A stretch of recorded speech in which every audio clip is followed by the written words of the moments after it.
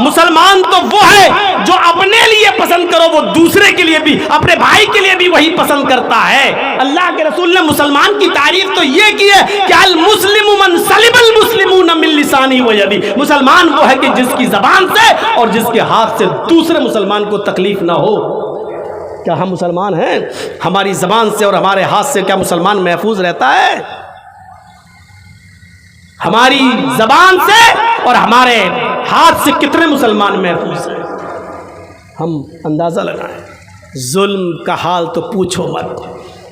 अगर कोई मुसलमान अपने किसी मुसलमान भाई से 3 दिन से ज़्यादा नाराज़ रहता है, 3 दिन से ज़्यादा बातचीत नहीं करता है, 3 दिन से ज़्यादा छोड़े रहता है, तो उसकी कोई फ़र्ज़, कोई सुन्नत, कोई नफिल अल्लाह रब्बुल आलमीन के यहाँ कबूल नहीं, कोई रोज़ा अल्लाह के यहाँ कबूल नहीं।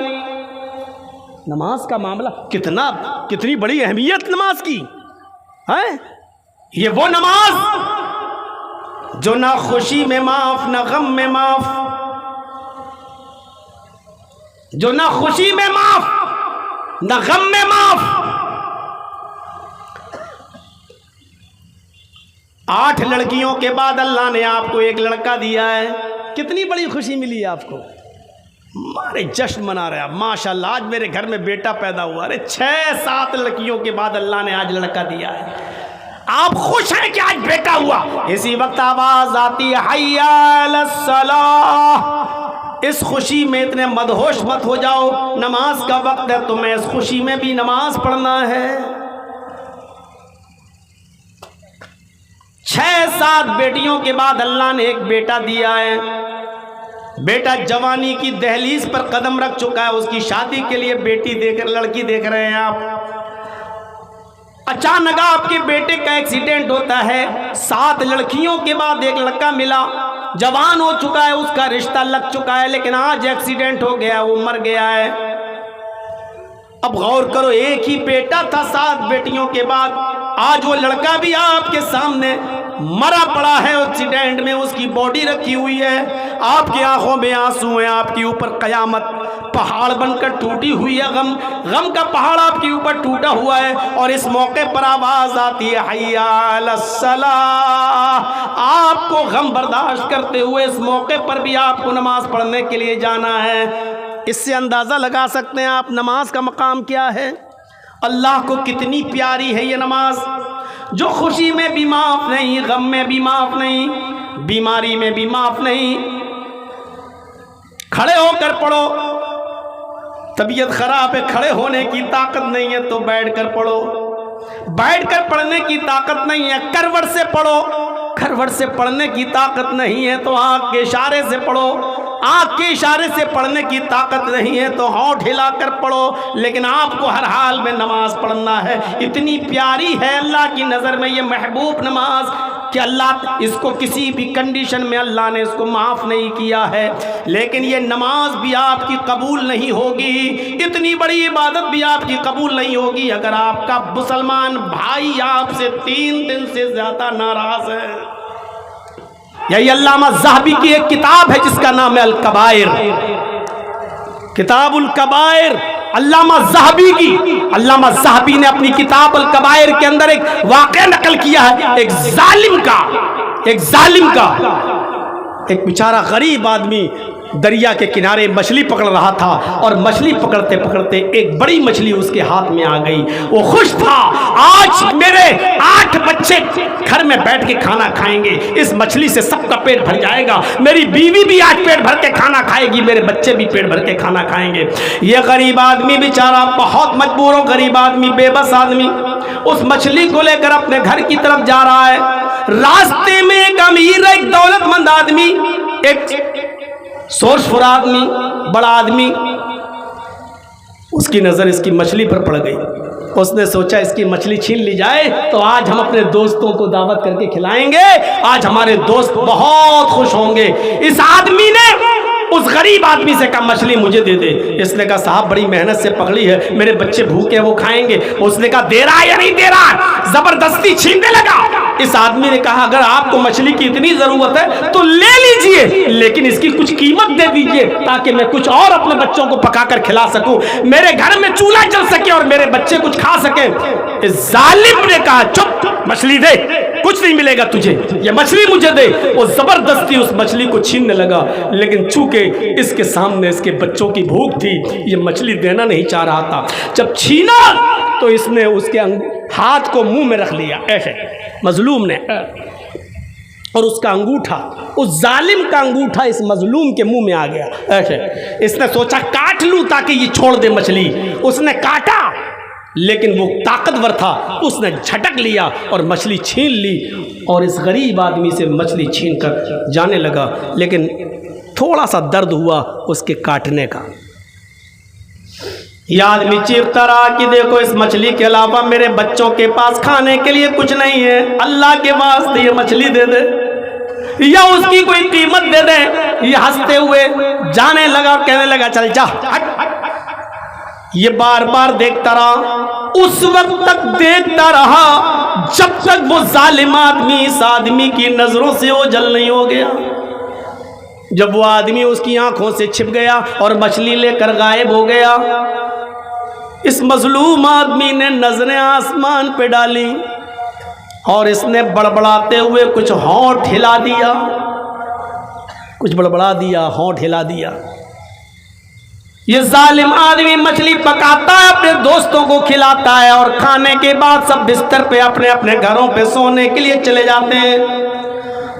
रात का अंधेरा है, रात की तारीकी है। इस आदमी के अंगूठे में दर्द शुरू होता है। ये जालिम आदमी पैसे वाला आदमी था, भागता हुआ किसी तबीब के पास गया।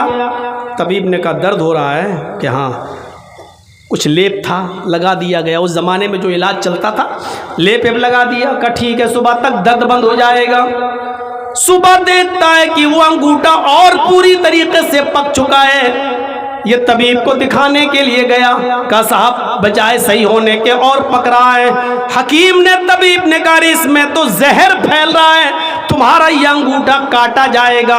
अगर अंगूठा काटा ना गया तो ये जहर पूरे हाथ तक फैल जाएगा। उसने 2-4 हकीमों को दिखाया, सबने यही कहा कि जहर अंगूठे में भर चुका है, इस अंगूठे को कटवा दो। बिल आखिर 5 दिन के बाद उसने अपने अंगूठे को कटवा दिया, लेकिन जहर इन्फेक्शन था जो खत्म होने का नाम नहीं लिया। जैसे कैंसर में कभी कभी ऐसा होता है कि अगर ऑपरेशन कर दिया जाए तो ऑपरेशन के बाद फिर और जल्दी कैंसर पूरे जिस्म में फैल जाता है। ये अंगूठा कट तो गया, लेकिन ये इन्फेक्शन फैलते फैलते 15 दिन के अंदर पूरी कलाई तक पहुंच गया। तबीब को दिखाया ये क्या हो रहा है। तबीब ने कहा कि जहर तुम्हारी कलाई तक आ गया, ये कलाई काटी जाएगी। बिल आखिर उसने कलाई भी कटवा दी। कुछ दिनों के बाद फिर इन्फेक्शन फैलते फैलते फैलते फैलते कोहनी तक आ गया। तबीब ने बताया कि तुम्हारी कोहनी काटी जाएगी, वो कोहनी भी कटवा चुका। इन्फेक्शन फैलते फैलते फिर बाजू तक आ गया। 3 महीने 4 महीने का अरसा गुजर चुका। ये कहता तबीब साहब गौर से देखो आखिर हो क्या रहा मेरे साथ। तबीब ने उसके बाजू को देखा और कहा बाजू तो मैं काट दूंगा, लेकिन तुम्हारी बीमारी इस स्टेज पर पहुंच चुकी है कि अब मेरे पास उसका इलाज नहीं है। मेरा तिब्बी इल्म यहीं पर खत्म हो जाता है। अब सुनो, मैं तुम्हें जो बताना चाहता हूं वो बात यह है कि मेरा इल्म ये कहता है कि तुमने किसी की बद्दुआ ली है, तुमने किसी के ऊपर जुल्म किया है, इसलिए तुम्हारा इन्फेक्शन खत्म होने का नाम नहीं लेता। मैं ये बाजू तुम्हारा काट दूंगा, लेकिन फिर इन्फेक्शन फैलते फैलते तुम्हारे जिस्म में फैल जाएगा और आखिरकार इसी बीमारी में तुम मुब्तला होकर मर जाओगे। अगर चाहते हो कि ये बीमारी यहीं पर रुक जाए तो उस मजलूम को ढूंढो जिस पर तुमने जुल्म किया है, उससे माफी और तलाफी करो। अगर वो तुम्हें माफ कर दे तो अल्लाह भी तुम्हें माफ कर देगा और ये बीमारी तुम्हारी यहीं पर रुक सकती है। यह आदमी गौर करने लगा कि मैंने किसके ऊपर जुल्म किया। सोचता है मैं तो किसी के ऊपर जुल्म ही नहीं किया, लेकिन रात में सोचता है कि मेरे अंगूठे से दर्द हुआ, और अंगूठे में दर्द उसी दिन था जिस दिन उसने मेरे अंगूठे में काटा, यहीं से बीमारी फैली। हो ना हो उस आदमी की कोई बद्दुआ लगी जिसकी मछली मैंने छीनी, उस आदमी को सुबह के ढूंढने लगता है, ढूंढने में उसको 15 दिन का समय लगता है। 15 दिन के बाद वो उस आदमी को ढूंढ ही लेता है, मजलूम को, और कहता है कि अस्सलामु अलैकुम। उसने जवाब दिया। इस जालिम ने पूछा क्या तुम मुझे पहचानते हो? मजलूम ने जवाब दिया शक्ल तो देखी देखी लग रही है, लेकिन सही से मेरे जहन में नहीं आ रहा है कि तुम कौन हो। इस जालिम ने कहा गौर से पहचानो, मैं वही जालिम इंसान हूं जिसने तुम्हारी मछली छीनी थी, जिसने तुम्हारी मछली छीनी थी और तुमने मेरे अंगूठे में काटा था। उसी अंगूठे से इन्फेक्शन फैला, पहले अंगूठा कटा, फिर कलाई कटी, फिर मेरी कोहनी कटी, अब इन्फेक्शन बाजू तक फैल गया। मैं इस नतीजे पे पहुंचा और हकीमों ने, तबीबों ने मुझे इस नतीजे पर पहुंचा दिया कि मैंने किसी मजलूम की बद्दुआ ली है, मैंने तुम्हारे अलावा किसी पर जुल्म नहीं किया था, इसलिए शायद तुमने मुझे कोई बद्दुआ दी हो, इसलिए मैं तुम्हारे पास माफी मांगने आया हूं, हो सके तो तुम मुझे माफ कर दो। इस आदमी ने जब सुना कि इसकी ये हालत हो गई, देखा उस जालिम को अपने सीने से लगाया और कहा सॉरी, मैं नहीं जानता था, मैं नहीं जानता था कि मेरी बद्दुआ कबूल हो जाएगी और अल्लाह उसको सुन लेगा और तुम्हारा यह हाल कर देगा। मैंने तो गुस्से में बद्दुआ दे दी थी, मैंने जानबूझकर बद्दुआ नहीं दी, लेकिन मुझे क्या मालूम कबूल हो जाएगी। जाओ, मैंने तुम्हें दिल से माफ कर दिया, दिल से माफ कर दिया। इस जालिम ने पूछा कि ठीक है तुमने मुझे माफ तो कर दिया, अब मैं जा रहा हूं यहां से, अल्लाह तुम्हें खुश रखे, लेकिन तुम इतना बता सकते हो क्या कि तुमने मुझे बद्दुआ क्या दी थी, तुम्हारी जबान से क्या जुमले निकले? इस मजलूम ने कहा कि जब तुम मेरी मछली छीन कर जा रहे थे, मैं चीखता रहा, चिल्लाता रहा, मेरे बच्चों की भूख मेरे सामने थी, उनको भूख से बिलबिलाते हुए देखना मेरा सामने था, मैं सोच रहा था कि आज का चूल्हा कैसे जलेगा और मेरे बच्चे क्या खाएंगे। इस गुस्से में मैंने आपा खो दिया, जब तुम मेरी नजरों के सामने से गायब हो गए तो मेरी जबान से ये बद्दुआ निकल गई। आय अल्लाह, इस जालिम को तू ऐसी सजा दे जो लोगों के लिए निशानी इबरत बन जाए। आय अल्लाह, इस जालिम को ऐसी सजा दे जो लोगों के लिए निशाने इबरत बन जाए। मेरी जबान से ये जुमले निकल गए थे, मुझे नहीं मालूम था कि अल्लाह इस जुमलों को सुन लेगा। आए गरीबों पर, मिस्कीनों पर, मजलूमों पर जुल्म करने वालों, इस दुनिया में अपने जुल्म का बदला तुम पाकर रहोगे, अपनी जिंदगी में तुम उस अंजाम को भुगत के रहोगे।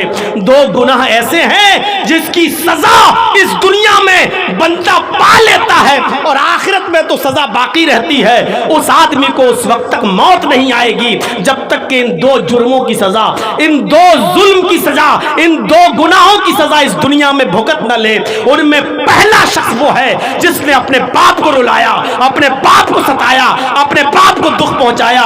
जब तक बाप को सताने का अंजाम इस दुनिया में देख न ले, उसको सजा न मिल जाए, उससे पहले उसको मौत नहीं आ सकती है। और दूसरा वो जालिम जिसने किसी मजलूम पर जुल्म किया, गरीब पर जुल्म किया, जब तक वो इस दुनिया में उस जुल्म के बराबर सजा ना पाले और दर्दनाक सजा ना पाले, तब तक इस दुनिया से उसकी मौत नहीं आएगी। अगर तुमने किसी जालिम मजलूम पर 1 लाख रुपया छीना, बेईमानी की, या 1 लाख रुपए की कोई चीज जमीन और जायदाद पे कब्जा किया, अल्लाह ताला जब तक इस जालिम की महबूब चीज पर हमला करके जब तक तुम्हारा 10 लाख खर्च ना करा देगा, ये मौत तुम्हें नहीं आएगी। तुम्हारी महबूब तरीन चीज क्या है? औलाद। तुमने किसी गरीब पर जुल्म किया, 1 लाख रुपया छीना, अल्लाह तेरे बेटे को कैंसर का मरीज बना देगा। 10 लाख रुपया खर्च करके भी तेरा बेटा सही नहीं होगा, तेरी बीवी को बीमार कर देगा, तेरा 20 लाख रुपए खर्च होकर भी तेरी बीवी खर्च सही नहीं होगी। जब तक ये जालिम अपने जुल्म की सजा का अंजाम इस दुनिया में न देख ले, उसको मौत नहीं आएगी। डरो, मजलूम की बद्दुआ से डरो, मजलूम की बद्दुआ से डरो मेरे साथियों। सही हदीस के अंदर ये रिवायत मिलती है कि अल्लाह के नबी सल्लल्लाहु अलैहि वसल्लम की बेटी हज़रत फ़ातिमा हज़रत अली से नाराज़ होकर किसी बात पर चली आई घर।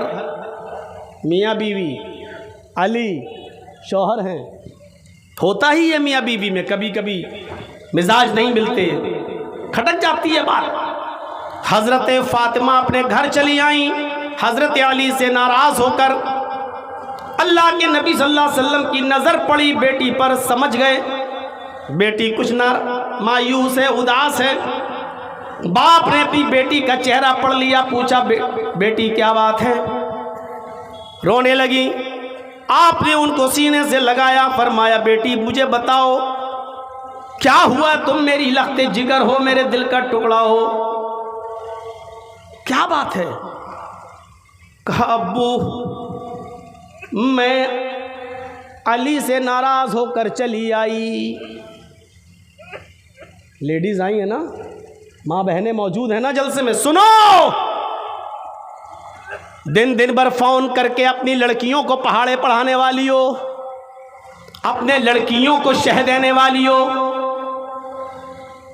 ऐसे घर में रहो। अरे ऐसे कैसे तेरी सास ऐसा कर सकती है? अरे तेरी नंद होती कौन है तेरे मामले में दखल देने वाली?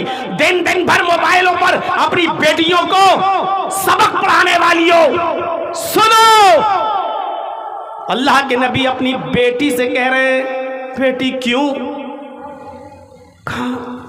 मैं अली से नाराज होकर चली आई।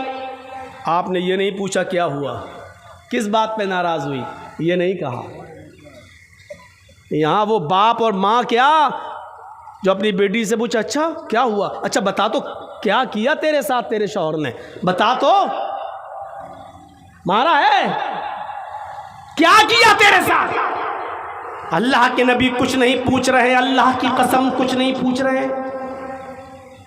बेटी नाराज होकर आई, बेटी ने बस इतना कहा अल्लाह के नबी से मैं अली से नाराज होकर आई हूं अब्बू।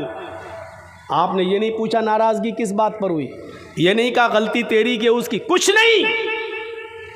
आप अपनी बेटी के पास बैठे थे, उठ गए, खड़े हो गए, और खड़े होने के बाद फरमाया मेरी बेटी इसी वक्त सामान उठाओ और अली के घर वापस जाओ, इसी वक्त तुम अपने शौहर के घर में वापस जाओ। कहा अब्बू मैं नहीं जाऊंगी। फरमाया बेटी सुन लो, अगर तुम अली के घर इस वक्त वापस नहीं गई और मेरे घर में तेरा इंतकाल हो गया, मेरे घर में अगर तुम मर गई, मेरे घर में अगर तुम्हारी रूह कब्ज हो गई, तुम्हारा इंतकाल अगर मेरे घर पे हो गया, तो कसम है उस जात की जिसके कब्जे में मोहम्मद की जान, तेरे बाप की जान है, अगर मेरे घर में तेरा इंतकाल हो गया तो तेरा बाप मोहम्मद तेरा जनाजा नहीं पढ़ाएगा,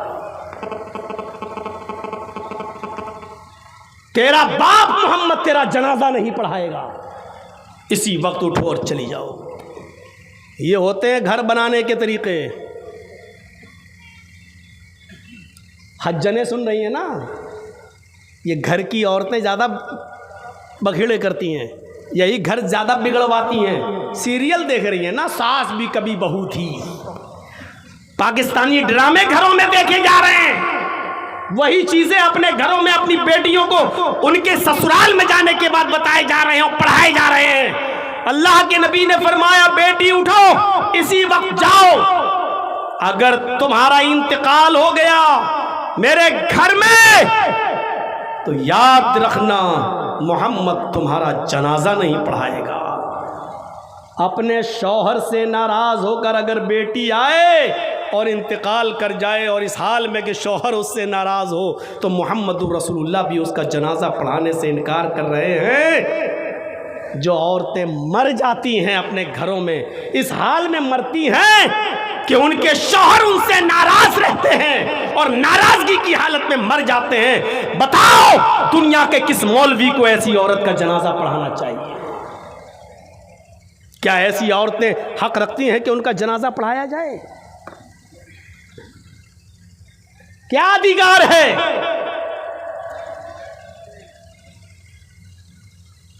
गलती भी नहीं पूछ रहे हैं। जाओ पहले घर जाओ, घर पहुंचो, मैं आऊंगा, दोनों की गुफ्तगू सुनूंगा, जिसकी गलती होगी उसको समझा दूंगा। लेकिन अभी घर जाओ। यहाँ क्या होता है, अच्छा बेटी बैठ जा, अब नाक न रगड़वा दूँ तो कहना, उसके बाप को भी बुलाऊंगे, उसके भाई को भी बुलाऊं, और जो लोग 4 आदमी बीच में पढ़े थे उनको भी बुलाऊंगा। तुम आए थे रिश्ता लेने के लिए और अपने घर के 10 चक्कर न लगवा ले, तब तक बेटी की डोली नहीं उठती, तब तक बेटी रुखसत नहीं होगी घर से। शर्म करो बेगैरतो। लड़कियों के घर इसी तरीके से बिगड़वाए जाते हैं, बेटियों के घर इसी तरीके से बिगड़वाए जाते हैं। बात थोड़ी सी आगे निकल गई। ये है मेरा भाई जो तेरे पैरों में बेड़ियां टाइट कर रहा है। ईमानी रिश्ता खूनी रिश्ते से बढ़कर हजरत मुसाब इब्ने उमैर ने इस रिश्ते की परवाह नहीं की जो बाप का खून तेरी रगों में दौड़ रहा है। नहीं, मेरा भाई ये है जो तेरे पैरों में बेड़ियां डाल रहा है। ईमानदारी के साथ बताइए, ईमानी रिश्ते से जो हमारे भाई हैं जिन्होंने कलमा पढ़ा, उनके साथ हमारा क्या सुलूक होना चाहिए, क्या बर्ताव होना चाहिए, क्या मामले होना चाहिए? अगर यहां हाथ उठवाए जाएं आपसे और स्टेज पर बैठे हुए सबसे, अगर हाथ उठवाए जाएं, बताओ है कोई जो अपने किसी मुसलमान भाई से ऐसा कोई आदमी है जो नाराज ना हो, किसी से उसके ताल्लुकात खराब ना हो, सबसे उसकी बोलचाल हो, एक आदमी भी ऐसा नहीं कि जिससे उसकी रंजिश हो, दुश्मनी हो? तो मैं नहीं समझता हूं इस महफिल में कोई एक आदमी इल्ला माशाअल्लाह जिसका हाथ उठे और जो ये कह सके कि मेरी किसी से लड़ाई नहीं है। अगर हम स्टेज पर भी हाथ उठाएं तो स्टेज पर भी कोई मौलवी, खुद मौलवी जर्जीस भी ऐसा नहीं निकलेगा मेरे भाइयों जो ये कह सके कि मेरा किसी से कोई लड़ाई और मेरी किसी से कोई दुश्मनी नहीं है। सबसे ताल्लुकात होने के बावजूद हम फिर भी एक कहने पर मजबूर हो जाएंगे कि उससे दुश्मनी मैं ज़रूर रखता हूं जिसने मुझे जेल पहुंचाया था। इस बात का एतराफ़ करने में मुझे कोई बुराई महसूस नहीं हो रही है। जो सच्चाई है वो है। हम भी इस पैमाने में पूरे नहीं उतरेंगे। इस हम्माम में सब नंगे नज़र आएंगे। बहुत आसान नहीं है किसी की गलती को माफ़ कर देना, बहुत आसान नहीं है किसी भाई की गलती को माफ़ कर देना। तो माफ़ करना ये बहुत बड़े दिल गुर्दे का काम है।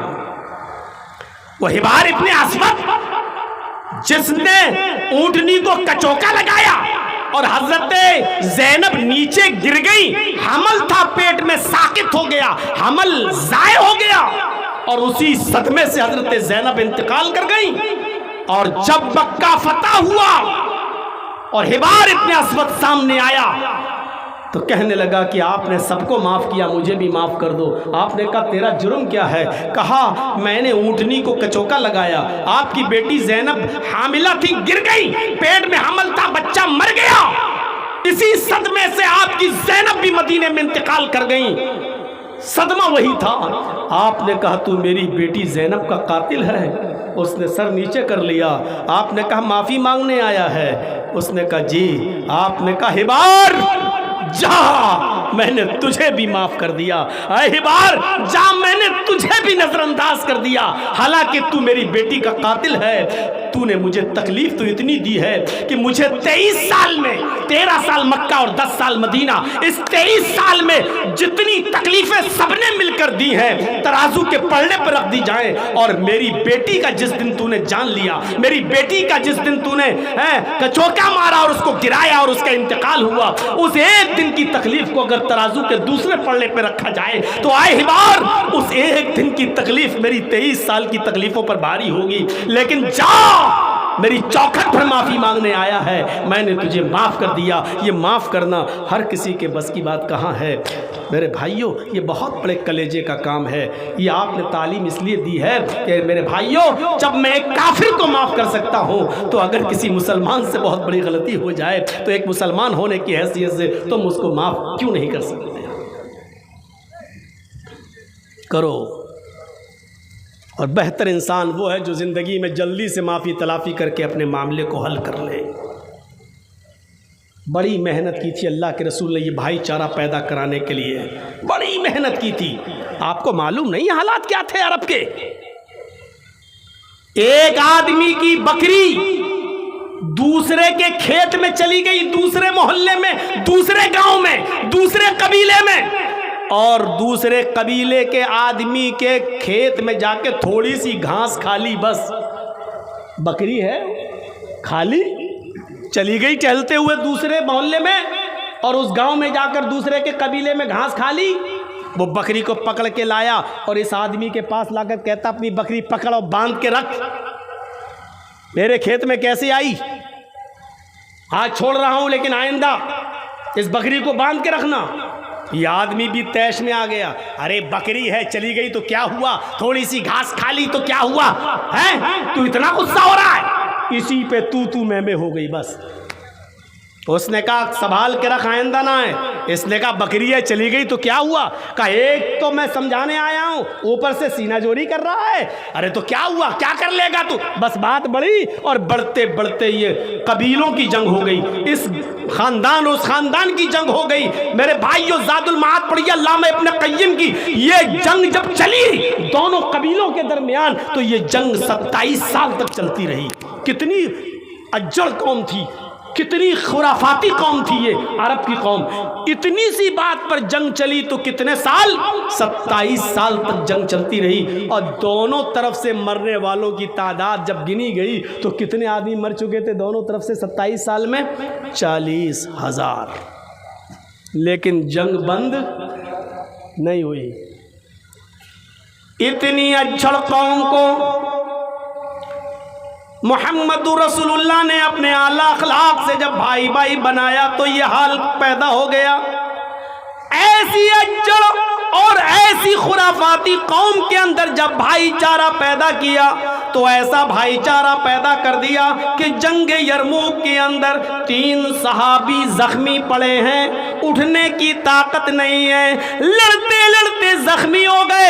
एक सहाबी पानी का प्याला लेकर एक के पास जाता है, अपने भाई को उठाता है, मेरे भाई पानी पी लो।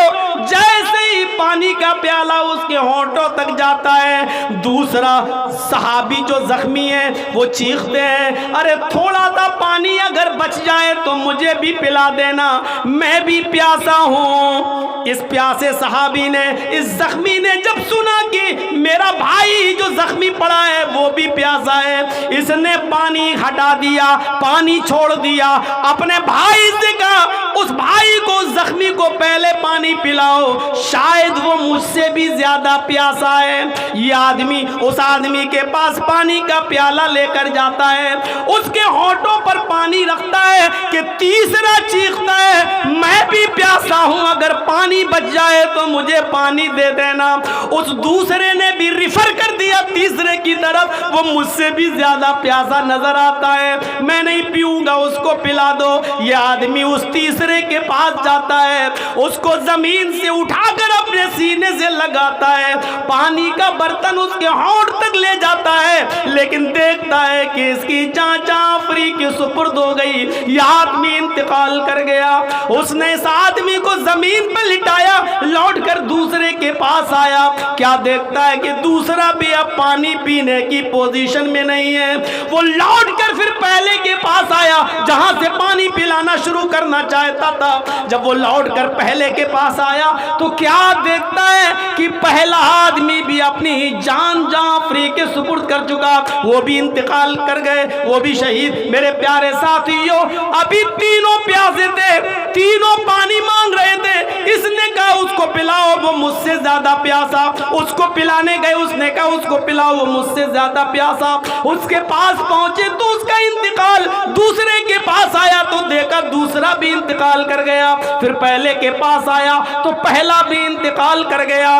जो कौम बकरी के घास खा लेने की वजह से 27 साल तक लड़ती हो, उस कौम की हैवानियत और जानवरियत को मिटाकर अल्लाह के नबी ने ऐसा भाई भाई बना दिया कि जो लोग 40 हजार आदमियों के मरने के बाद भी जंग बंद नहीं करते थे, वो एक दूसरे के लिए अपनी जान देने वाले बन गए, एक दूसरे के लिए अपनी जान निछावर करने वाले बन गए। इसी मंजर को कुरान ने यूं बयान किया, वज़कुरू निअमतल्लाहि अलैकुम इज़ कुंतुम अदाअन फ़अल्लफ़ बैन कुलूबिकुम फअस्बहतुम बिनिअमतिही इख्वाना। ओ लोगों, तुम अल्लाह की उस नेमत को याद करो जो उसने तुम्हारे ऊपर की है। तुम अल्लाह की उस नेमत को याद करो जो उसने तुम्हारे ऊपर बरसाई है। तुम आपस में एक दूसरे के दुश्मन थे, तुम आपस में एक दूसरे के हरीफ थे। फअल्लफ़ बैन कुलूबिकुम, अल्लाह ने तुम्हारे दिलों में मोहब्बत पैदा कर दी।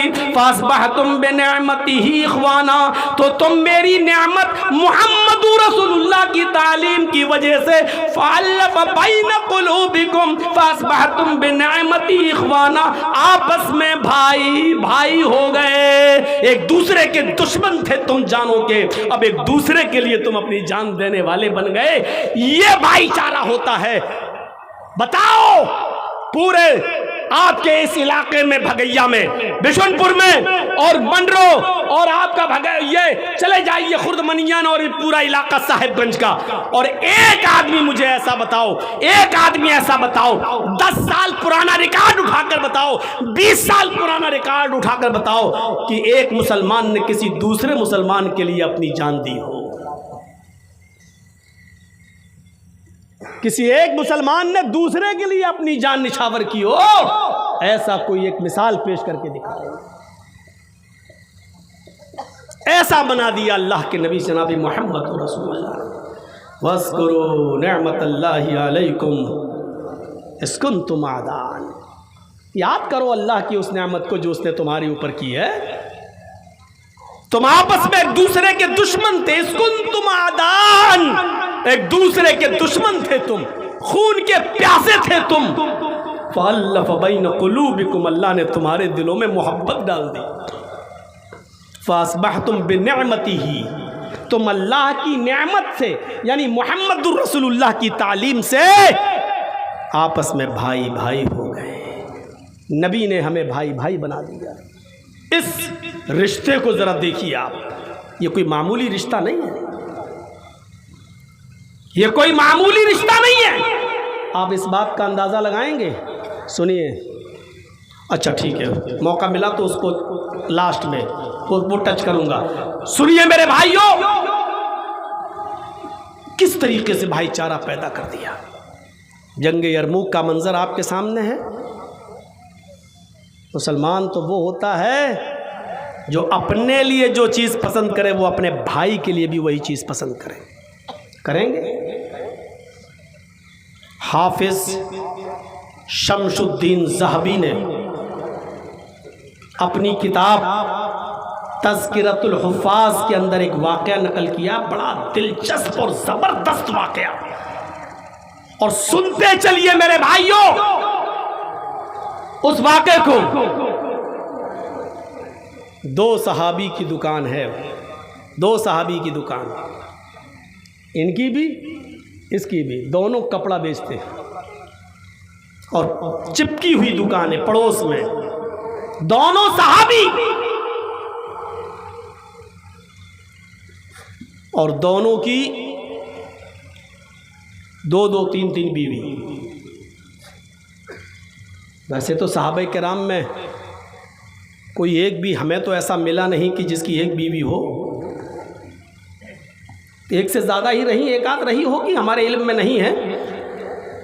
इनकी भी 2-2, 3-3 बीवी, दोनों तीनों बीवियों से बच्चे, कसीरुल अयाल, दोनों की कपड़े की दुकान। एक कस्टमर आता है और एक सहाबी की दुकान में कपड़े तो खरीदने के लिए जाता है।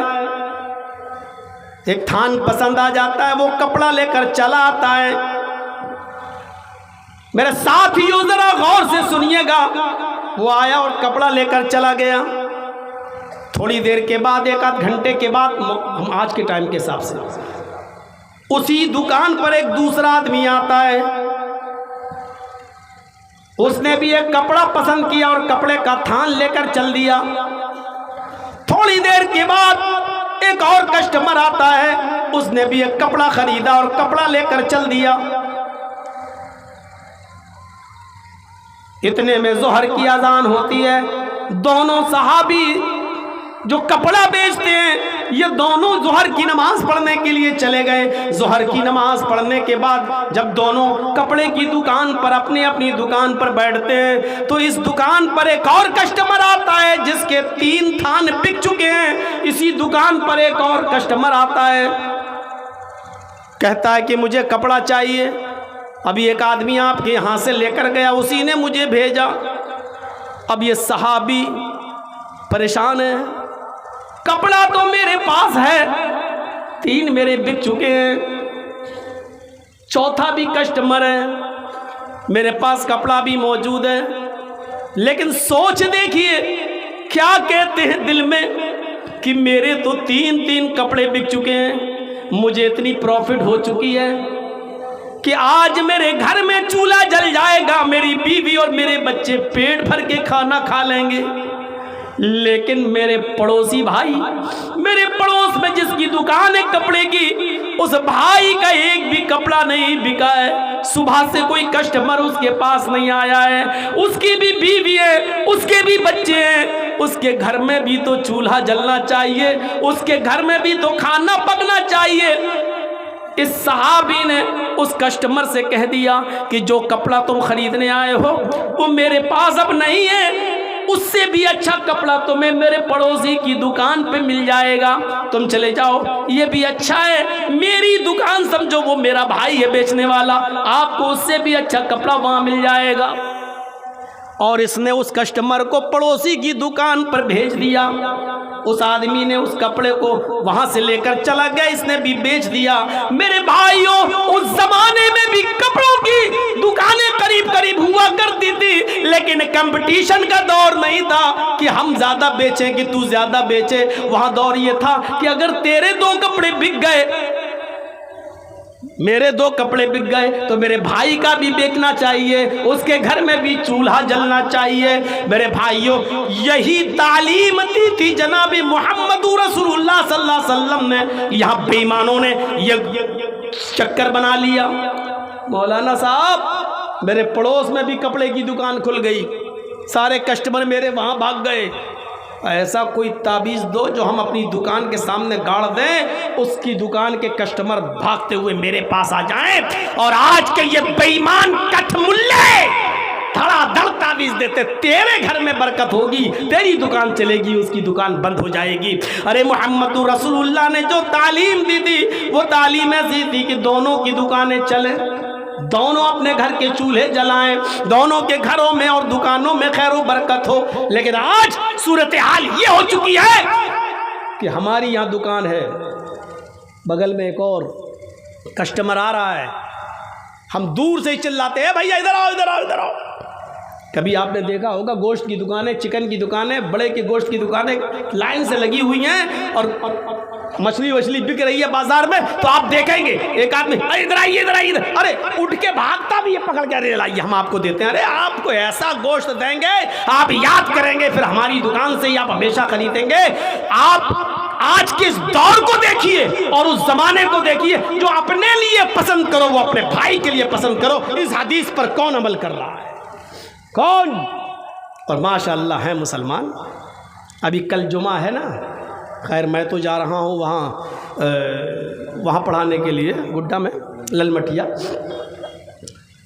अब इश्तिहार भी निकल गया, अब कल देखिएगा माशाअल्लाह मस्जिद में जगह तक नहीं मिलेगी, नजर आएंगे मुसलमान सब।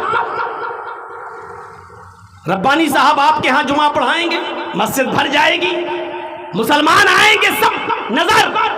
लेकिन पूछो कितने अमीर लोग ऐसे होंगे जिन्होंने अपने पड़ोसियों की 1 मीटर 1 गज 1 फुट ज़मीन दाब ली होगी, क्योंकि उनका मामला बिगड़ रहा था और वो बेचारा गरीब आदमी केस भी नहीं कर सकता, और पंचायत भी बैठी तो सारे गांव वाले मिलकर उसी अमीर आदमी का साथ देने लगे, क्योंकि गरीब आदमी की तरफ से कौन बोलेगा। मेरे भाइयों, कितना बड़ा जुल्म आज, क्या यही इस्लाम सिखलाता है? इसलिए मैं कहता हूं, जो अपने लिए पसंद करो वो अपने भाइयों के लिए भी पसंद करो। सईद इब्न जुबैर का नाम सुना है? बहुत बड़े ताबई गुजरे हैं। हज्जाज इब्न यूसुफ ने उनके कत्ल का ऐलान कर दिया और कहा उनको जिंदा पकड़ के लाओ। पुलिस को ऐलान कर दिया, इनको पकड़ के लाओ और जिंदा मुझे चाहिए, जिंदा। मरे हुए नहीं, बहुत नेक आदमी थे, बड़े मुत्तकी परहेजगार थे, लेकिन हज्जाज इब्न यूसुफ के खिलाफ आलम बगावत बुलंद किया, इसलिए हज्जाज ने उनको जिंदा पकड़ के लाने का हुक्म दिया। पुलिस वाले उनको कुत्तों की तरह ढूंढ रहे हैं, जैसे कुत्ते कोई चीज ढूंढते हैं ऐसी पुलिस वाले ढूंढ रहे हैं सईद इब्न जुबैर को कि किसी तरीके से हमें मिल जाएं। लेकिन सईद इब्न जुबैर हाथ नहीं आ रहे थे। वो दिन में किसी के यहाँ सो जाते थे चुपके से और रात में निकलते थे ताकि हज्जाज की सल्तनत से निकलकर किसी और मुल्क में चला जाऊं और वहां मैं अपनी जान की हिफाजत कर लूं, सेव कर लूं। एक दिन कहीं सो रहे थे बेचारे, किसी हमदर्द के घर में सो रहे थे और किसी जासूस ने जासूसी कर दी और हज्जाज की पुलिस ने जाकर उनको पकड़ लिया। अपने ही लोग जासूसी करते हैं, गैर नहीं, अपने ही, किसी अपने ने ही जासूसी कर दी, किसी अपने ने ही जासूसी कर दी और सईद इब्न जुबैर जो बड़े नेक थे, मुत्तकी और परहेजगार, उनको पकड़ लिया गया, उनको अरेस्ट कर लिया गया। अब हज्जाज के पास लाने की तैयारी है। 15 दिन का सफर है, हज्जाज तक उनको पहुंचाया जाए, 15 दिन लगेंगे हज्जाज के पास जाने में। सईद इब्न जुबैर रास्ते में जब भी नमाज का वक्त होता नमाज पढ़ते और नफली रोजा रखते, क्योंकि सईद इब्न जुबैर को मालूम था कि मेरा अंजाम क्या होगा, हज्जाज के सामने लाया जाऊंगा और हज्जाज मुझे कत्ल कर देगा, कत्ल करवा देगा। इसलिए वो दिन में नमाज, दिन में रोजे रखते थे नफली और रात में वो नमाज पढ़ा करते थे, इबादत करते थे। पुलिस वालों ने जब देखा, 2 पुलिस वाले जब देखते हैं कि ये बेचारे बड़े नेक हैं, मुत्तकी हैं, परहेजगार हैं, इनका हुस्न सुलूक बहुत अच्छा है, अखलाक बहुत अच्छा है, दिन में रोजा रखते हैं, नमाज के वक्त नमाज पढ़ते हैं और जब मैं इनसे कहूँ चलने के लिए तो चल देते हैं। पुलिस वाले इनके अखलाक से बड़े मुतासिर हुए। 4-5 दिन के बाद पुलिस वालों ने आपस में सलाह की, देखो हम हज्जाज को, हम सईद इब्न जुबैर को हज्जाज के सामने जब पेश करेंगे तो हज्जाज इनको एक ही सजा देगा, अपनी आंखों के सामने जल्लाद से कत्ल करवा देगा। ये बेचारे बड़े नेक आदमी हैं, हम किसी नेक आदमी का गुनाह अपने सर पर क्यों लें? ऐसा करते हैं कि हम दोनों मिलकर सईद को छोड़ देते हैं बेचारे को और हज्जाज से ये कह देंगे कि बहुत ढूंढने के बाद भी हमें सईद इब्न जुबैर नहीं मिले। पुलिस वालों ने अच्छाई सोची, सईद इब्न जुबैर से कहा, देखो सईद, बहुत रात हो रही है और मैं नहीं चाहता हूं कि तुम्हें हज्जाज के पास ले जाऊं और हज्जाज तुम्हें कत्ल कर दे। ऐसा करो, हम तुम्हें छोड़ रहे हैं, तुम चुपके से रात में निकलो और रात में सफ़र करना और दिन में कहीं छिप जाना, फिर रात में सफ़र करना। 2-3 रातों के बाद तुम किसी दूसरे मुल्क में चले जाओगे, वहां तुम्हारी जान बच जाएगी और तुम हज्जाज के जुल्म से अपने आप को बचा लोगे। जाओ, हम तुम्हें छोड़ रहे हैं। सईद इब्न जुबैर ने कहा, अल्लाह तुम्हें खुश रखे, आज तुमने मेरी बीवी को बेवा होने से बचा लिया, मेरे बच्चों को यतीम होने से बचा लिया। जिस तरह तुमने मेरे ऊपर रहम किया, अल्लाह तुम्हारे ऊपर भी रहम करे। सईद इब्न जुबैर चल दिए, कहा चलो अच्छा हुआ तुमने मुझे छोड़ दिया, जाओ। सईद इब्न जुबैर जाने लगे। जो चीज बताना है सुनिए, वो क्या है। सईद इब्न जुबैर अभी 100 कदम दूर गए होंगे, बस 100 कदम दूर, 1 किलोमीटर भी नहीं, 2 किलोमीटर भी नहीं, 100 कदम दूर गए होंगे बस। 100 कदम दूर जाने के बाद वहीं से पलटते हैं, वहीं से पलटते हैं और पलटने के बाद लौट कर वापस आते हैं और उन दोनों पुलिस वालों से कहते हैं कि नहीं, मैं तुम्हारे साथ हज्जाज इब्न यूसुफ के पास जाऊंगा, मुझे मत छोड़ो, मुझे वहां जाना है, मुझे लेकर वहां चलो। पुलिस वाले हैरान हैं, हमने तो तुम्हें छोड़ दिया है और तुम आए हो और अपने आप को मौत के मुंह में ढकेल रहे हो, तुम्हें मालूम है कि हज्जाज तुम्हें कत्ल कर देगा। सईद इब्न जुबैर कहते हैं कि मुझे अपना अंजाम मालूम है कि मैं कत्ल किया जाऊंगा, लेकिन फिर भी मैं तुमसे कहता हूं कि लेकर चलो। पुलिस वालों ने कहा, अरे सईद तुम्हें क्या हो गया है, तुम्हें क्या हो गया, मैं तुम्हें छोड़ रहा हूं और तुम जा रहे हो। सईद इब्न जुबैर ने फरमाया कि जब मैं जा रहा था 100 कदम दूर गया, मेरे सामने अल्लाह के नबी की हदीस आ गई कि जो तुम अपने लिए पसंद करो वो अपने भाई के लिए भी पसंद करो, और जो अपने लिए पसंद नहीं करते वो अपने भाई के लिए भी पसंद न करो। तुम दोनों भी मुसलमान हो और हमारे भाई हो ईमानी रिश्ते से, मैं तुम्हारे लिए कैसे पसंद कर लूँ। जब तुम मुझे छोड़ दोगे तो जिस जासूस ने मेरी जासूसी की और मुझे एक आदमी के घर में मुखबिरी करके पकड़वा दिया, उस जासूस को ये अच्छी तरीके से मालूम होगा कि तुम दोनों ने मुझे पकड़ लिया है और हज्जाज के पास ले जाया जा रहा है। तुम हज्जाज से कहोगे कि हमें सईद नहीं मिले, लेकिन वो जासूस हज्जाज को बता देगा और कह देगा कि इन दोनों पुलिस वालों ने पकड़ लिया था लेकिन रास्ते में कहीं छोड़ दिया।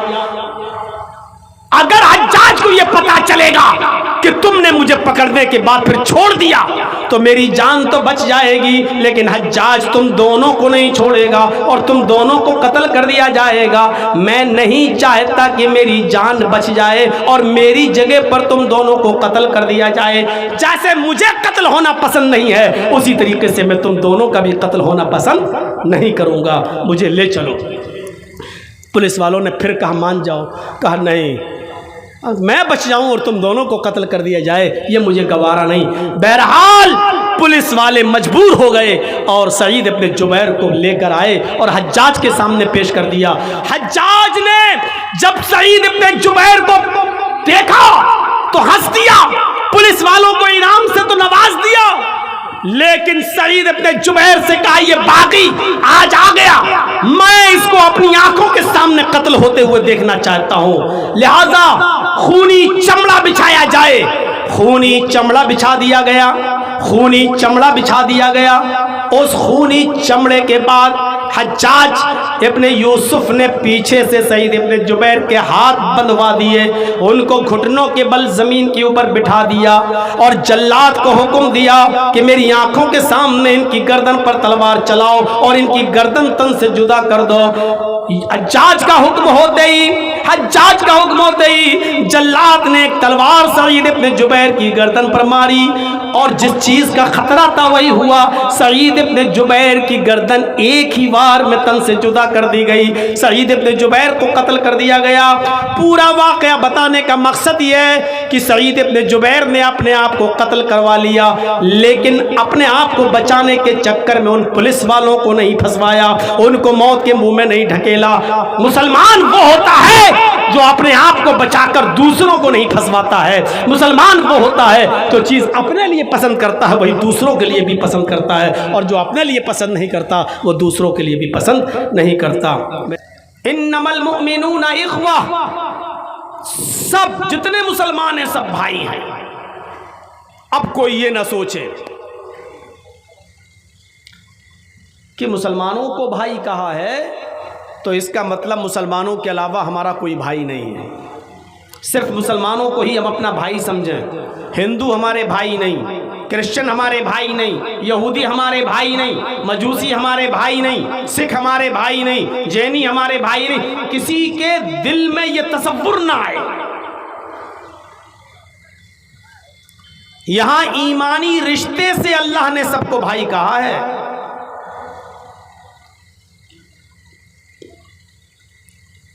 मोमिनों को, लेकिन इंसानी रिश्ते से सबको भाई कहा है। दो रिश्ते हैं, एक ईमानी रिश्ता और एक इंसानी रिश्ता।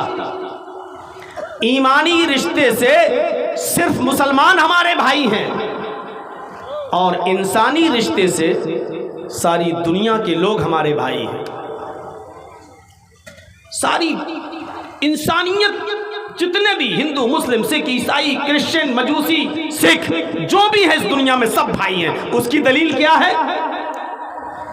अल्लाह रब्बुल आलमीन ने कुरान करीम के अंदर दूसरी जगह इरशाद फरमाया, या अय्युहन्नास इन्ना खलक़नाकुम मिन ज़करिन व उन्सा वजअलनाकुम शुऊबन व क़बाइला लिताअरफू इन्ना अक्रमकुम इंदल्लाहि अत्क़ाकुम।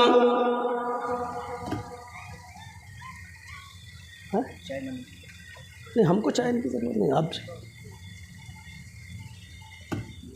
या अय्युहन्नास इन्ना खलक़नाकुम मिन ज़करिन व उन्सा। आए सारी दुनिया के इंसानों, संपूर्ण जगत की मानव जाति, हाय दुनिया के लोगों, हमने तुमको एक मर्द और एक औरत से पैदा किया है। इन्ना खलकनाकुम मिन ज़करिन व उन्सा, तुम्हारा बाप भी एक, तुम्हारी माँ भी एक है। इंसानों, तुम एक ही परम पिता की संतान हो, एक ही माता पिता की औलाद हो। यहाँ अल्लाह ने सारी दुनिया के इंसानों को कहा कि तुम सब एक ही बाप के और एक ही माँ के बेटे हो। अब कुरान की 2 आयतें मेरे आपके सामने रख दी। पहली क्या है? इन्नमल मुमिनूना इख्वा। यहाँ अल्लाह ने सारी दुनिया के मुसलमानों को भाई कहा है। और कुरान की जो दूसरी जगह की आयत मैंने आपके सामने पढ़ी है दूसरी जगह से, उसमें अल्लाह ने सारी दुनिया के इंसानों को एक बाप का और एक माँ का बेटा, एक बाप की औलाद और एक माँ की औलाद कहा है। यानी इंसानी रिश्ते से भी सब भाई और ईमानी रिश्ते से मुसलमान हमारे भाई। अच्छा, आप लोग भी ये जुमले बोलते हो कि नहीं? ये हमारा भाई है। अब कहा जाता है अच्छा सगा भाई है? नहीं नहीं नहीं, ये हमारे खाला का बेटा है, ये हमारे चचा का बेटा है, ये हमारे फूफा का बेटा है। लेकिन आप उसको भाई कहते हैं, जबकि खून का कोई रिश्ता उसके साथ नहीं है आपका, लेकिन भाई वो भी है आपका। खाला जात सही, चचा जात सही, फूफा जात सही, मामा जात सही, लेकिन भाई वो भी है। लेकिन सगा भाई वही है कि जिस बाप का खून आपकी रगों में दौड़ रहा है, उसी बाप का खून आपके भाई की रगों में भी दौड़ रहा हो। जिस भाई ने आपकी मां का दूध पिया, उसी मां का दूध आपने भी पिया हो, ये सगा, ये हकीकी रिश्ता है। लेकिन भाई वो भी है। ये नहीं कहा कि तुम सिर्फ मुसलमानों के साथ रहम करो, अच्छा सुलूक करो क्योंकि ये तुम्हारे भाई हैं, और दूसरों के ऊपर जुल्म करो, ये नहीं कहा इस्लाम ने। कुरान ये कहता है कि ईमानी रिश्ते से दुनिया के सारे मुसलमान तुम्हारे भाई हैं। इनसे तुम्हारी निस्बत ईमानी रिश्ते के लिहाज से ज्यादा बेहतर होना चाहिए। और जो इंसानी रिश्ते से तुम्हारे भाई हैं गैर मुस्लिम लोग, उनसे भी तुम्हारा अच्छा सलूक होना चाहिए। लेकिन जो तरजीह आप अपने ईमानी भाई को देंगे, वो तरजीह आप गैर मुस्लिम को, दूसरे भाई को नहीं देंगे। ये आमतौर पे देखा जाता है, आपको अपने बेटे से जो प्यार होगा वो आपको अपने पड़ोसी के बेटे से प्यार नहीं होगा। लेकिन ये मतलब नहीं है कि आप उससे नफरत करते हैं, आप उसको बुरा समझते हैं, नहीं। आपका पड़ोसी, उसका बेटा अगर बीमार हो जाए, गरीब आदमी है, आपको पता चला कि मेरे पड़ोस में रहने वाले मेरे दोस्त का बेटा हॉस्पिटल में एडमिट है, आप उसकी इयादत के लिए जाते हैं, देखा कि वो आईसीयू में एडमिट है, आप उसको देखने के लिए जाते हैं। वहाँ आप क्या करेंगे? चूंकि वो आपका अपना बेटा नहीं है, आप वहाँ आधा घंटा बैठ जाएंगे, ज़्यादा से ज़्यादा 1 घंटा आप बैठ जाएंगे। आप उस बेटे के बाप को, उसकी माँ को तसल्ली देंगे, इंशाअल्लाह आपका बेटा ठीक हो जाएगा। अगर वो ज़रूरतमंद हुआ, गरीब हुआ, ज़्यादा से ज़्यादा आप उसको 2, 4, 5 हज़ार रुपये से उसकी मदद कर देंगे। ये हमदर्दी है आपके अंदर और होनी भी चाहिए। लेकिन अगर पड़ोसी के बेटे के अलावा अगर उसी जगह पर आपका अपना बेटा है, तो आपका सलूक क्या होगा? क्या आप यही करेंगे जो पड़ोसी के बेटे के साथ करते हैं? नहीं। आपका अगर अपना बेटा होगा तो आप अपने बेटे के इलाज के सिलसिले में सरकारी नौकरी भी छोड़ देंगे। 2-4 दिन मैं नहीं आऊँगा, मेरा बेटा बीमार है, तनख्वाह कटेगी तो काट लेना, लेकिन मैं अपने बेटे को देखूंगा। आप नौकरी छोड़ देंगे, आप बिजनेस करते हैं तो बिजनेस छोड़ देंगे, आप अपने शहर से दूसरे शहर माल बेचने जाते हैं, आप दूसरे शहर का सफर तर्क कर देंगे। और हॉस्पिटल में पड़ोसी के बेटे को तो आप आधा घंटा 1 घंटा दे रहे थे, अपने बेटे के लिए आप 24 घंटे देंगे। पड़ोसी के बेटे के लिए तो आपने 2, 4, 5 हज़ार रुपए से मदद की, लेकिन अपने बेटे के लिए आप तिजोरी का मुंह खोल देंगे। 10 लाख रुपया आप अपने बेटे के इलाज में खर्च कर देंगे, और लाखों रुपया खर्च करने के बाद भी अगर बेटे का इलाज नहीं हो रहा है और पैसों की ज़रूरत है, तो अपनी बीवी का जेवर तक आप बेच देंगे और अपने बेटे का इलाज कराएंगे। क्यों? क्योंकि आपका हकीकी बेटा है। तो आप अपने बेटे के साथ जो सुलूक करते हैं वो पड़ोसी के बेटे के साथ या दूसरे की औलाद के साथ आपका वो सुलूक नहीं होता है। हालांकि नफरत नहीं है उससे आपको। यही कुरान कह रहा है मुसलमान भी तुम्हारे भाई हैं और गैर मुस्लिम भी तुम्हारे भाई हैं, तुम सब एक ही बाप के और एक ही माँ के बेटे हो। लेकिन जो सुलूक, जो खूबी और जो बर्ताव आपका एक मुसलमान के साथ होना चाहिए, मुसलमान को जो तरजीह आप देंगे वो किसी गैर मुस्लिम को आप नहीं दे सकते। लेकिन उनके ऊपर जुल्म नहीं करेंगे आप। इन्नमल मुमिनूना इख्वा, सारी दुनिया के मुसलमान आपस में भाई भाई हैं। आगे आयत का दूसरा टुकड़ा है वो बाद में मैं पेश करूंगा, पहले बता दूं कि भाई हैं। ईमानी रिश्ते से आपका जो भाई है, कलमा पढ़ लिया वो आपका भाई है। इस भाई की अहमियत सगे भाई से ज्यादा हो जाती है अगर वो इस्लाम पर नहीं है तो। गौर से सुनिएगा मेरी बात। एक इंसान इस्लाम ले आया, काफिर था पहले, आज उसने कलमा पढ़ लिया, अशहदु अल्ला इलाहा इल्लल्लाह व अशहदु अन्ना मुहम्मदन अब्दुहु व रसूलुहु, उसने कलमा पढ़ लिया। इस ईमानी रिश्ते से वो आपका जो भाई बन गया। अगर आपका सगा भाई इस्लाम पर नहीं है तो इस ईमानी रिश्ते से जो आपका भाई बना हुआ है, जो मुसलमान हुआ है ये आदमी, इसकी जो अहमियत है वो सगे भाई की भी अहमियत अब वो नहीं रही। और इसकी दलील क्या है? आप लाख कहिए वो मेरा भाई है, अगरचे भटक गया, अगरचे बहक गया, अगरचे इस्लाम नहीं लाया, लेकिन आप की नज़र में उस मुसलमान की अहमियत ज़्यादा होनी चाहिए जो कलमा पढ़कर इस्लाम ले आया। एक वाक़या सुनाता हूँ जिसको इमाम बुखारी रहमतुल्लाह अलैह ने नकल किया है। बहुत गौर से सुनिएगा मेरे भाइयों, उस वाक़े से आपको बहुत कुछ मिलेगा। जंग बद्र हो रही है और जंग बद्र ऐसी जंग थी जिसके अंदर अगर बाप नबी के साथ है तो बेटा अबू जहल के साथ है। एक भाई नबी का साथ दे रहा है तो दूसरा भाई अबू जहल का साथ दे रहा है। ये ऐसी जंग थी। जंग बदर के अंदर हजरत अबू बकर सिद्दीक मुहम्मदुर रसूलुल्लाह की तरफ से लड़ रहे थे तो अबू बकर सिद्दीक का बेटा अबू जहल की तरफ से लड़ रहा था। अजीब जंग थी ये।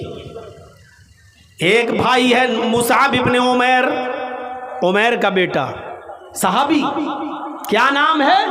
मुसाब इब्ने उमैर। ये सहाबी मुहम्मदुर रसूलुल्लाह की तरफ से लड़ रहे हैं, लेकिन मुसाब इब्ने उमैर का सगा भाई जिसका नाम है आदी इब्ने उमैर, ये अबू जहल का साथ दे रहा है, ये काफिरों का साथ दे रहा है। एक भाई नबी की तरफ से लड़ रहा है और दूसरा भाई नबी के दुश्मन अबू जहल की तरफ से लड़ रहा है। ये बड़ी अजीब जंग थी। और आपको ये अच्छी तरीके से मालूम होगा, जब ये जंग खत्म हुई तो नबी अकरम को शानदार फतह, शानदार कामयाबी मिली इस जंग के अंदर। 70 काफिर मारे गए इस जंगे बद्र में। 70 काफिर मारे गए और 70 ही काफिरों को कैद कर लिया गया। जो बताना है वो ये कि जिन काफिरों को कैद किया गया उन काफिरों में मुसाब इब्ने उमैर के भाई आदी इब्ने उमैर भी शामिल हैं, उनको भी कैद कर लिया गया। अल्लाह के नबी सल्लल्लाहु अलैहि वसल्लम ने सहाबा को हुक्म दिया कि इन काफिरों के पैरों में बेड़ियां डाल दो। मंजर देखिए मेरे भाई, इन काफिरों के पैरों में बेड़ियां डाल दो। सहाबा किराम उन काफिरों के पैरों में बेड़ियां डालने लगे ताकि ये रात में भाग न जाएं। बेड़ियां डालते डालते डालते डालते आदी इब्ने उमैर का नंबर आ जाता है। एक सहाबी आदी इब्ने उमैर के पैरों में बेड़ियां डाल रहे हैं, वहीं मुसाब इब्ने उमैर खड़े होकर देख रहे हैं कि मेरे भाई के पैरों में बेड़ियां डाली जा रही हैं। तो मुसाब इब्ने उमैर कहते हैं इसको टाइट करके बांधो, ये बेड़ी को ज़रा टाइट करो कस के जोर से, और ताला ज़रा अच्छी तरीके से लगाना, अच्छी तरीके से लॉक करना। ये बेड़ियां तोड़ने में माहिर है, एक्सपर्ट है, कभी भी बेड़ी तोड़कर भाग सकता है। यहां से टाइट करो, ऐसे इसको जकड़ो ताकि बेड़ी न तोड़ सके। ये कौन कह रहा है? मुसाब इब्ने उमैर। किसके लिए? अपने सगे भाई आदी इब्ने उमैर के लिए। आदी इब्ने उमैर ने देखा ये तो बड़ा गड़बड़ कर रहा है मेरा भाई, मेरे बारे में कह रहा है बेड़ियां यहां से टाइट करो, यहां से टाइट करो। अगर उसने अपनी मर्जी से टाइट करवा दिया तो मैं तो भाग ही नहीं पाऊंगा। तो आदी इब्ने उमैर को गुस्सा आया अपने भाई के ऊपर और जोर से चीखते हुए चिल्लाते हुए बोला, आए मुसाब, कैसा भाई है तू? शर्म नहीं आती तुझे? आदी अपने भाई को मुखातब करके कहता है कि आए मुसाब, कैसा भाई है तू? शर्म नहीं आती तुझे? तू मेरे बारे में कहता कि बेड़ी यहां से टाइट करो, यहां से कस लो, यहां से लॉक कर दो ताकि ये भाग ना सके और बेड़ी तोड़ ना सके। तू अपने भाई के लिए ये बात कह रहा है? कैसा भाई है? शर्म आनी चाहिए तुझे। मुसाब इब्ने उमैर ने जब ये सुना कि मुझे ललकारते हुए कह रहा है कि कैसा भाई है, तो मुसाब इब्ने उमैर ने भी ललकारते हुए कहा, खामोश, चुप, कैसा भाई? कौन भाई? मैं तुझे अपना भाई नहीं मानता। कैसा भाई? आदी ने कहा, ए मुसाब, क्या मैं तेरा भाई नहीं हूं? मुसाब ने कहा, नहीं, मैं तुझे अपना भाई नहीं मानता। फिर आदी बोला, ए मुसाब, क्या तेरा बाप उमैर नहीं है? मुसाब ने कहा, हाँ, मेरा बाप उमैर है। आदी ने कहा, मेरा बाप भी उमैर है। क्या तेरी रगों में तेरे बाप उमैर का खून नहीं दौड़ रहा है? मुसाब ने कहा, हाँ, मेरी रगों में मेरे बाप उमैर का खून दौड़ रहा है। आदी ने कहा, मेरी रगों में भी मेरे बाप उमैर का खून दौड़ रहा है। क्या तेरी माँ मेरी माँ नहीं है? मुसाब ने कहा, हाँ, तेरी माँ मेरी माँ है। कहा, जब तेरा बाप उमैर है, तेरी माँ मेरी माँ है, और तेरी रगों में भी उमैर का खून दौड़ रहा है, उसी उमैर का खून मेरी रगों में भी दौड़ रहा है, तो फिर मैं तेरा भाई कैसे नहीं हूं? मुसाब इब्ने उमैर ने कहा, ये सच है कि तू उमैर का बेटा है, ये सच है कि तेरी रगों में उमैर का खून दौड़ रहा है, लेकिन तू मेरा भाई नहीं है। आदी ने झुंझलाते हुए कहा, फिर तेरा भाई कौन है? जब तू खून के रिश्ते को तर्क कर रहा है, छोड़ रहा है, तो तू ये भी बता दे कि फिर तेरा भाई कौन है। मुसाब इब्ने उमैर ने रोते हुए कहा, आए आदी, मेरा भाई वो है जो तेरे पैरों में बेड़ियां डाल रहा है, जो तेरे पैरों की बेड़ियों को टाइट कर रहा है, जो तेरे पैरों की बेड़ियों को कस रहा है, ये मेरा भाई है। इसलिए कि मेरे इस भाई ने कलमा पढ़ा है, अशहदु अल्ला इलाहा इल्लल्लाह व अशहदु अन्ना मुहम्मदन अब्दुहु व रसूलुहु। मेरे इस भाई ने कलमा पढ़ा है और तूने कलमा नहीं पढ़ा है। मेरा भाई वो है जो तेरे पैरों में बेड़ियां डाल रहा है। बड़े बड़े मुत्तकियों के आज तकवे पिघल जाएंगे, बड़े बड़े दाढ़ी वालों की दाढ़ियां आज उनके सर झुका देंगी, बड़े बड़े तहज्जुद पढ़ने वाले तहज्जुद गुजारों के सर झुक जाएंगे। लंबी दाढ़ी रख ली, तहज्जुद की नमाज पढ़ ली, नमाज पढ़ते पढ़ते नमाज पर टीका, और हालत यह है कि 10 साल गुजर गए, मेरा पड़ोसी मुझसे बात नहीं करता है। हालत यह है कि मेरा भाई पड़ोस में है मुसलमान, लेकिन शादी में हमारे यहां नहीं आता है, ना हम उसको बुलाते हैं, तर्क किए हुए हैं, उसको छोड़े बैठे हैं। नहीं, हमारे बेटे की शादी में वो नहीं आएगा, हमारी बेटी की शादी में वो नहीं आएगा, तेरे बेटे की शादी में हम नहीं आएंगे। और मूछें इतनी ताव वाली कि आज के बाद खुशी और गम सारे रिश्ते खत्म, मौत मिट्टी खत्म, तेरे जनाजे में हम नहीं आएंगे, मेरे जनाजे में तू मत आ। और हैं कौन हम? मोहम्मद असलम, मोहम्मद अकरम, मोहम्मद अजहर, मोहम्मद फला। नाम क्या है हमारा? इस्लामी नाम। हैं कौन हम? मुसलमान। और अपने भाइयों से नाराज, अपने भाइयों को छोड़े बैठे हुए हैं आज।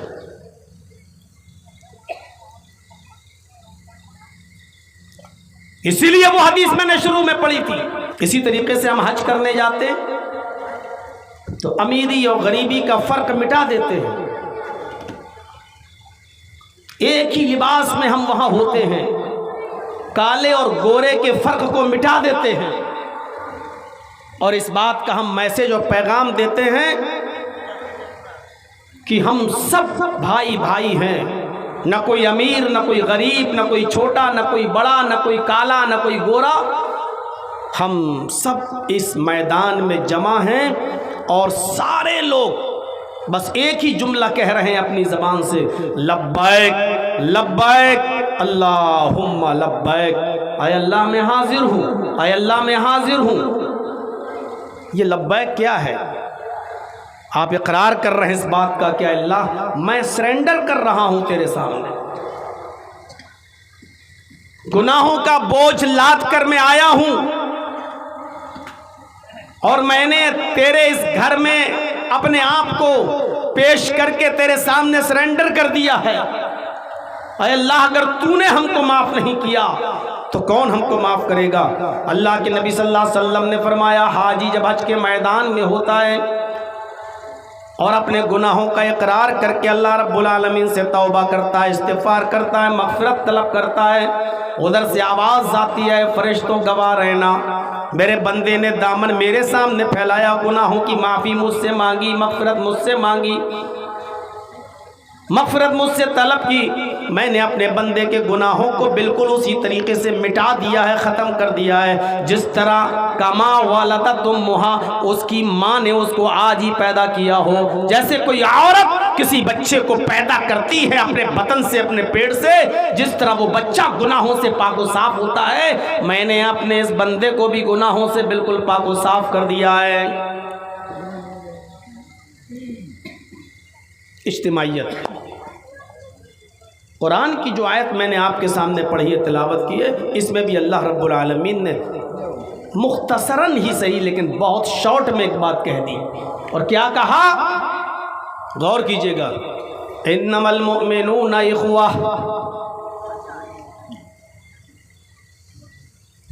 सारे मुसलमान जितने भी मोमिन हैं, जितने भी मुसलमान हैं पूरे वर्ल्ड में, पूरी दुनिया में जो कलमा पढ़ चुके हैं, इस्लाम ला चुके हैं, इख्वा, सब भाई। कितना छोटा सा जुमला अल्लाह के नबी सल्लल्लाहु अलैहि वसल्लम, कुरान ने, अल्लाह तबारक व तआला ने पेश किया। बल्कि वो मौजू इतना अहम है कि हमारी इबादतों का इन्हिसार भी उसी पर है। हम कितनी भी नमाजें पढ़ लें, कितने भी रोज़े रख लें, लेकिन अगर हम अपने किसी मुसलमान भाई से नाराज़ हैं और उसकी कदूरत और हसद हम अपने दिल में रखते हैं और उससे बातचीत छोड़ दिए हुए हैं, तो अल्लाह के नबी सल्लल्लाहु अलैहि वसल्लम फरमाते हैं कि आपकी इबादतें भी कबूल नहीं होंगी। और हदीस साफ़ है कि किसी मुसलमान के लिए हलाल नहीं है कि वो अपने भाई को 3 दिन से ज़्यादा गुफ्तगू करना छोड़ दे, उससे लड़ाई झगड़ा रखे और 3 दिन से ज़्यादा गुजर जाएं, उससे दुआ और सलाम न करे। ऐसे शख्स की कोई इबादत, कोई नमाज, कोई रोज़ा अल्लाह रब्बुल आलमीन के यहाँ कबूल नहीं होता है। इससे आप अंदाज़ा लगा सकते हैं कि मैं किस मौजू पर आपके सामने खिताब करना चाहता हूँ। भाईचारा इंतहाई ज़रूरी है। हम नमाज पढ़ें, रोज़ा रखें, हज करें, बड़ी से बड़ी इबादतें हम करते हैं, लेकिन आप उन इबादतों के पीछे देखें तो इज्तिमाइयत को एक बड़ी अहमियत हासिल है। मसलन नमाज़ पढ़ने आप जाते हैं तो जमात के साथ नमाज़ पढ़ने की एक अलग अहमियत है। रोज़ा आप रखते हैं तो इस रोज़े के अंदर भी उसके रखने का मकसद ये है कि गरीब की भूख और प्यास का एहसास आपको हो कि देखो हम तो 1 महीना भूख और प्यास बर्दाश्त नहीं कर पाते, उन मुसलमान गरीबों का और मिस्कीनों का क्या हाल होता होगा जिनके घर में पूरे साल चूल्हा नहीं जलता, उनकी हमदर्दी हमारे दिलों में पैदा हो।